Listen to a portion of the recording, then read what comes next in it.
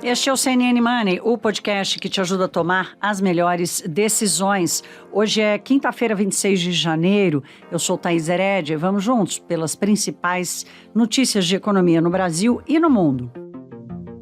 Minha gente, eu já começo fazendo uma pergunta hoje para vocês. Vocês acham que se o ruído político aqui no Brasil não tivesse tão alto, o dólar já podia estar abaixo dos R$5? Pois bem, esse é o tema de hoje no mercado financeiro aqui no Brasil.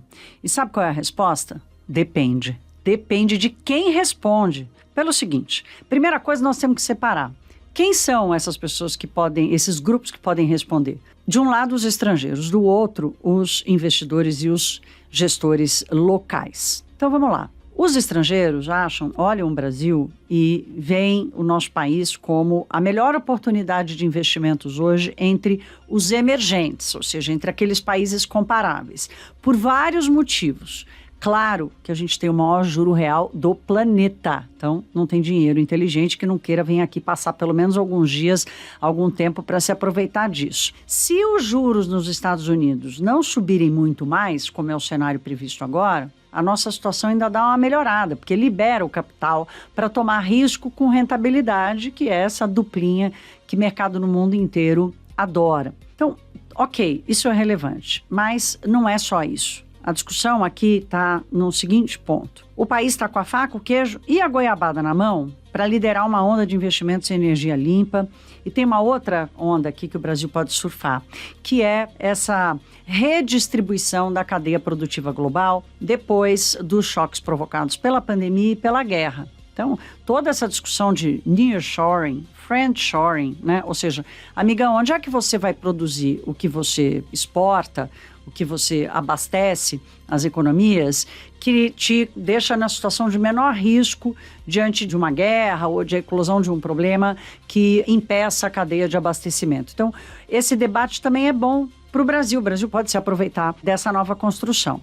Então, os gringos olham para o Brasil e acreditam nisso tudo. É claro que eles consideram as reformas que a gente precisa fazer aqui, reforma tributária, o arcabouço fiscal, afinal de contas, o que vai rolar, se vai ser bom, se não vai ser bom, como é que a dívida pública vai caminhar em função disso. Então, tudo isso está na mesa. Mas os gringos, levando toda a conjuntura internacional e fazendo a comparação do Brasil com seus pares, estão olhando para o Brasil e dizendo, aqui é o lugar, né? É aqui que eu quero ficar. E os investidores locais, os brazucas, estão respondendo com o fígado. Eles estão penando aqui com esse viés mais de passado do novo governo. Eles escutam o discurso do Lula e bate aquele nervoso. E sentem mais, portanto. Então, aqui estão sentindo mais. Na Bolsa, isso está muito claro, né? O movimento é assim, os gringos entram e os brasileiros e os locais saem. Então, está muito claro que o que está separando esses dois grupos, ou essas duas premissas, é a política, ou melhor, a preferência política, que aqui, na Faria Lima, nunca foi por Lula. Então, portanto, essa divisão, ela está colocada. Os analistas estrangeiros estão dizendo isso, falando, olha, vocês estão tomando decisão com o fígado. O debate agora é o seguinte, quem é que vai vencer esse cabo de percepção sobre o risco no Brasil? O dólar agora passa a ser o melhor termômetro. Ele vem caindo nos últimos dias. A tendência é que se os juros dos Estados Unidos não subirem, ele vai se desvalorizar frente a várias moedas. Então, o Brasil tem a carona da própria moeda americana e a carona do seu próprio fundamento. Então, os próximos dias vão mostrar um pouco qual é a tese que vai prevalecer. Se é a tese dos gringos, que é, olha, muita calma nessa hora, tem muita oportunidade, os papéis estão baratos, vamos entrar e vamos comprar, ou se é a tese dos brasileiros, que estão mais ressabiados, sentem o risco mais de perto e tem uma birra conhecida e tem um pouco de fígado aí contra o governo petista. Durante as próximas semanas, tem muita coisa para acontecer de concreto, porque até agora a gente só ficou nos discursos, que podem sinalizar qual a tese faz mais sentido. Então, por exemplo, o Jean Paul Prats, vai assumir hoje a presidência da Petrobras. Sob que condição ele vai fazer isso? Ele vai chegar numa empresa que continua sendo gerida, né? Tanto assim que vimos aí o aumento do preço da gasolina, mesmo sem o presidente escolhido pelo Lula ter assumido. Então, ele chega com uma companhia que está girando a 1.000 por hora, né? Continua assim. Ele chega e vai ter que conviver com um conselho de administração que tem 5 membros ligados à escolha de Bolsonaro, né? Foram escolhidos por Bolsonaro, e lá eles vão ficar até a próxima Assembleia Geral dos Acionistas em abril.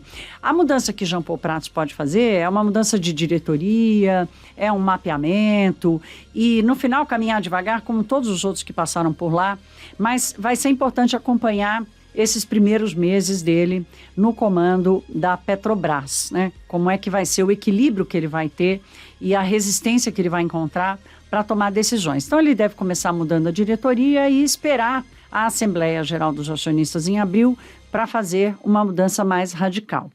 A segunda coisa que vai acontecer de concreto é a posse de Aloysio Mercadante no BNDES. O Conselho de Administração do Banco Público aprovou por unanimidade o nome dele, aprovou também 3 diretoras que vão compor o banco e, portanto, agora vai, né? É o famoso agora vai. E qual vai ser o discurso de Mercadante, né? Lembrando aqui, repetindo aqui, que o mercado tem reagido muito mais a discurso do que a prática, porque as coisas não aconteceram ainda, né? Então, qual vai ser o discurso dele? Como é que, né, vai ser a primeira leva de tomada de decisões? O que já está de saída na agenda do BNDES é o desejo do presidente Lula de financiar a construção do gasoduto na Argentina. É para isso mesmo que o BNDES de Lula vai servir? Então, essas coisas, na prática, vão alimentando aí essas duas visões sobre o Brasil. A visão do gringo, menos acalorada, e a visão do brasileiro, mais acalorada. Então, a dica aqui é, vamos acompanhar o dólar. Será que cai abaixo dos R$5 e fica? Vamos lembrar que em abril de 2022, o dólar bateu em 4,60, voltou e nunca mais saiu da casa dos R$5, né? Até experimentou ficar perto dos R$5, mas voltou. Esse ano já encostou em 5,45 e agora está na casa dos R$5,08. A seguir, cenas dos próximos capítulos dessa disputa de teses, premissas, análises e fígado envolvendo a percepção de risco sobre o Brasil.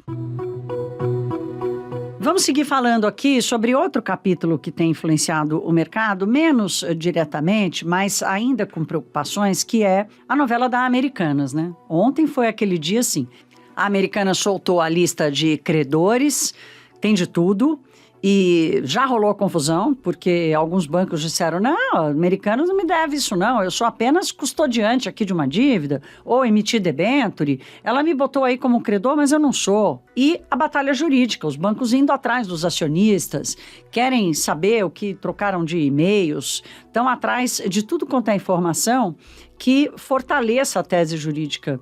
E a tese de que houve fraude consciente, de que, portanto, os acionistas majoritários lá, os maiores acionistas da Americanas têm que pagar. Quem conta um pouco desses capítulos dessa novela Americanas pra gente é o nosso Fernando Nakagawa, com participação especial no Money de hoje. E ele começa pelo último capítulo, o BTG, que foi o primeiro a sair pra rua para dizer nananina não, para cima de mim, para cima de Moá, não, conseguiu mais uma vitória, dessa vez do STJ, levou o foro, foi lá no Superior Tribunal de Justiça para manter o bloqueio de 1 bilhão e 200 milhões de reais da Americanas no banco.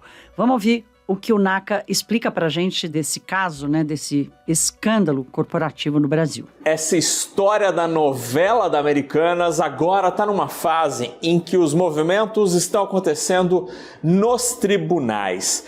A disputa de liminares ontem teve um novo capítulo, porque o banco BTG Pactual conseguiu reverter uma outra liminar em favor da própria instituição financeira, agora neste caso, já que 1 bilhão e 200 milhões de reais que estão em disputa ali entre Americanas e BTG, segundo a decisão do STJ, esse dinheiro deve ficar bloqueado com o BTG nessa disputa dos recursos. Além dessa tentativa dos bancos de pegar um pouquinho do dinheiro de volta ali para o caixa, já que há uma disputa com várias operações, várias instituições financeiras têm tido esta mesma estratégia. Houve um movimento recente de algumas instituições financeiras que estão tentando trazer para a discussão CPFs, ou seja, querem colocar o nome e o CPF de alguns dos principais sócios da Americanas na disputa jurídica, ou seja, trazer estas pessoas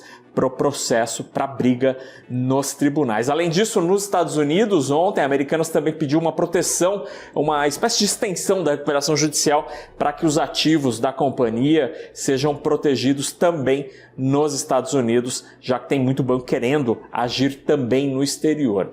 E para além desta disputa nos tribunais, ontem a gente teve a divulgação da lista com todos os credores, são quase 8 mil nomes, muitas empresas, muitos bancos e alguns reclamando que aqueles valores não estão corretos. Por exemplo, no caso do Votorantim, a lista cita mais de 2 bilhões de reais em dívida, na verdade 3 bilhões e 200 milhões de reais para ser mais preciso, e o banco diz que a dívida de fato é apenas de 206 milhões de reais. E nessa lista tem de um tudo, fabricante de chocolate, de telefone celular, até entre eles, por exemplo, aqui olha, Fini, a empresa que faz aquelas balinhas de goma, tá para receber com um boleto vencido de quase 27 milhões de reais. Esse é só um pedacinho da lista que é gigantesca e tem ao todo dezenas de bilhões de reais em dívidas. Vocês ouviram o Naka falar que a Americanas já buscou proteção também lá nos Estados Unidos, né? Praticamente estendendo a recuperação judicial por lá. E lá fora, ninguém está dando muita bola para Americanas, mas na hora que a gente abre o olho e acorda, tem lá um mega de um processo de classe contra a empresa, como foi com a Petrobras, como foi em outros casos aqui no Brasil, a Petrobras sendo uma das que chamaram mais atenção, né, nos últimos anos. Então vamos aguardar. Pegando carona, aproveitando que a gente já atravessou para o lado de lá, o mercado lá fora continua ali buscando alguma estabilidade com viés positivo, refletindo os balanços corporativos. Ontem foi a vez da Tesla e apresentou um resultado muito melhor do que o esperado, tanto de receita quanto de lucro. Os carros elétricos vendendo muito mais, Elon Musk feliz e, portanto, seus acionistas felizes. Ontem as ações subiram 5% no aftermarket e hoje tendem a manter esse ritmo. A informação mais importante dessa quinta-feira, vindo dos Estados Unidos, é a primeira prévia do PIB do último trimestre do ano passado. Então, o mercado convivendo com os dados das empresas e bancos, que são um termômetro importante sobre a atividade econômica, e a própria leitura do PIB. Esse já assumo aqui tema de destaque do Money dessa sexta-feira, já assumindo compromisso com vocês de falar do PIB americano e continuar essa leitura sobre o comportamento do dólar aqui no Brasil. Gente, vamos entrar aqui no último tema do episódio de hoje, que é uma leitura sobre o mercado de trabalho. Legal de não ter ruído político é a gente poder se aprofundar em temas estruturais da economia brasileira. Somos um podcast de economia, né? Então hoje o Money aproveitou esse silêncio da política para olhar com mais detalhes para o que está acontecendo no mercado de trabalho do Brasil. E partimos de um estudo inédito feito pelos economistas do Instituto Brasileiro de Economia, o IBRE, da Fundação Getúlio Vargas, com pesquisadores que estão há anos olhando para o que está acontecendo e as mudanças que estão acontecendo no mercado de trabalho brasileiro. Quem participou comigo hoje no Money foi o Rodolfo Tobler, um desses economistas que assina esse estudo inédito de uma nova leitura, um novo índice de sondagem do mercado de trabalho que a FGV está lançando. Dessa vez, eles resolveram olhar com profundidade para o trabalhador por conta própria. Quem é esse sujeito? De onde ele veio? Qual é a decisão? Por que ele decidiu virar um trabalhador por conta própria? Essa é uma categoria que cresceu muito nos últimos anos e, portanto, se ela cresceu e ela está se tornando relevante, é preciso entender a motivação, a motivação, se ela é por iniciativa própria ou se o trabalhador foi levado a essa situação. E mais importante do que isso, assim, dessa realocação, é a qualidade dessa realocação. Então, na conversa hoje com o Rodolfo Tobler, a gente começa falando sobre o perfil. Quem são essas pessoas? A primeira informação aqui de partida que eu passo para vocês é que é o seguinte: o que mais motivou a escolha, né, por ser um trabalhador por conta própria, é o fato da pessoa estar sem renda, está desempregado, está sem renda, portanto tem que ir buscar um trabalho. Se é isso que tem, é com isso que vamos. E, ao mesmo tempo, desses trabalhadores por conta própria, que já são hoje por conta própria, mais da metade tinham carteira assinada antes de virarem trabalhador por conta própria. Então, tem essas duas leituras aqui interessantes que o Rodolfo Tobler passa agora para a gente e começa explicando esse movimento que vem acontecendo nos últimos anos e de crescimento dessa categoria. O que a gente tem visto nos últimos anos é isso, um crescimento muito grande do trabalhador por conta própria, e nosso objetivo é tentar entender as motivações, quem é esse trabalhador, porque muito se fala em um tipo de trabalho, mas o que a gente observa é que dentro dessa categoria de conta própria também tem diferentes cenários. De fato, a maior preocupação que a gente observa, a maior motivação das pessoas para se tornarem um trabalhador por conta própria é essa, que acho que já era um pouco mais nada. Se eu estava desempregada, precisava de algum tipo de rendimento, o trabalho por conta própria te permite começar a trabalhar sem precisar de um processo seletivo, sem precisar de que a empresa abra vaga. Então, assim, é um caminho mais natural, principalmente nesse cenário que a gente já vem vivendo há muito tempo, de uma crise muito longa ali em 2014, 2016, um crescimento econômico muito fraco a partir de então, depois também um impacto muito grande da pandemia. Então, a gente tem esse cenário um pouco mais complicado da atividade econômica, que complica um pouco essa criação de vagas do mercado talvez formal, de uma empresa. Então, as pessoas acabam indo para essa categoria. Mas também chama a atenção que, além dessa questão da necessidade, né, que parece, as pessoas estavam desempregadas, o segundo fator mais citado é a independência. Então, além dessa necessidade...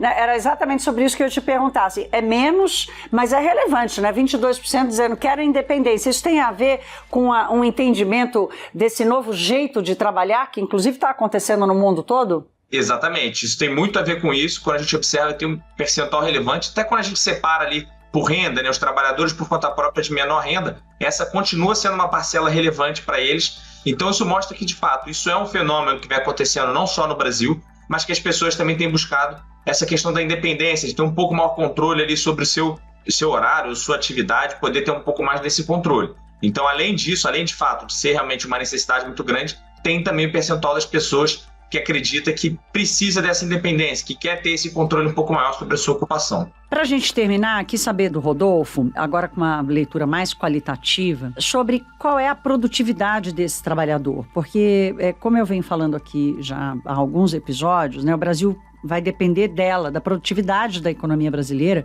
tanto do capital físico quanto do capital humano, para o país crescer com sustentabilidade. Então, qual é a qualidade, né, e a produtividade esperada desse trabalhador por conta própria? Ela é maior? Ela vai contribuir mais para o crescimento econômico? Essa pergunta que eu fiz para o Rodolfo. Eu acho que esse até é o nosso objetivo realmente com essa pesquisa, a gente conseguir contribuir mais para esse debate, para que a gente possa olhar um pouco mais não só o cenário atual e também os impactos e reflexos que isso pode ter na economia. O que a gente tem observado é que, de fato, esse número de conta própria é muito grande, a gente tenta qualificar um pouco mais essa informação e até para olhar para isso. A gente vê que a expectativa para 2023 é de uma economia, de uma atividade econômica fraca novamente. Então não dá para imaginar que a gente vai ter uma continuidade de recuperação do mercado de trabalho muito forte.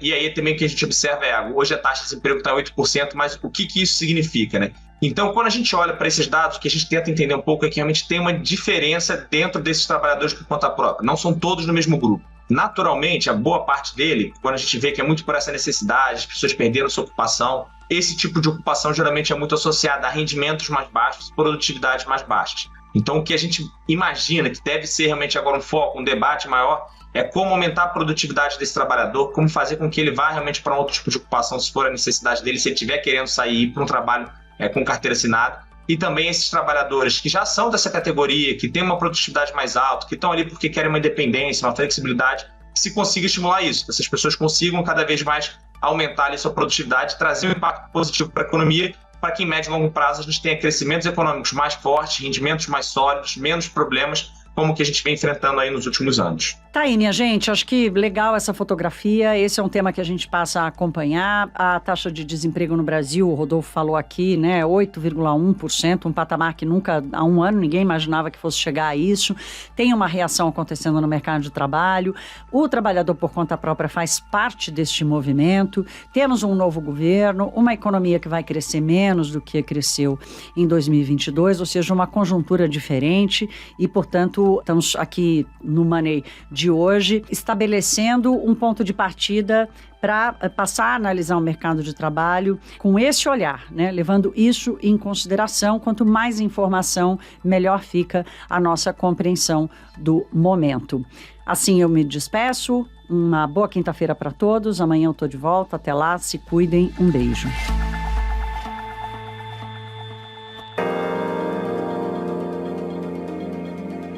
Com apresentação, pauta e coordenação editorial de Thaís Herédia, este podcast é produzido pela CNN Brasil com edição da Maremoto. Produção Larissa Coelho e Tamara Nassif. Edição e sonorização Caio Corraine. Coordenação técnica Felipe Gomes. Coordenação de produto, Verônica Schneider. Você também pode ouvir o CNN Money no site da CNN Brasil. E aproveite para conhecer os nossos outros programas de áudio. Acesse cnnbrasil.com.br/podcasts.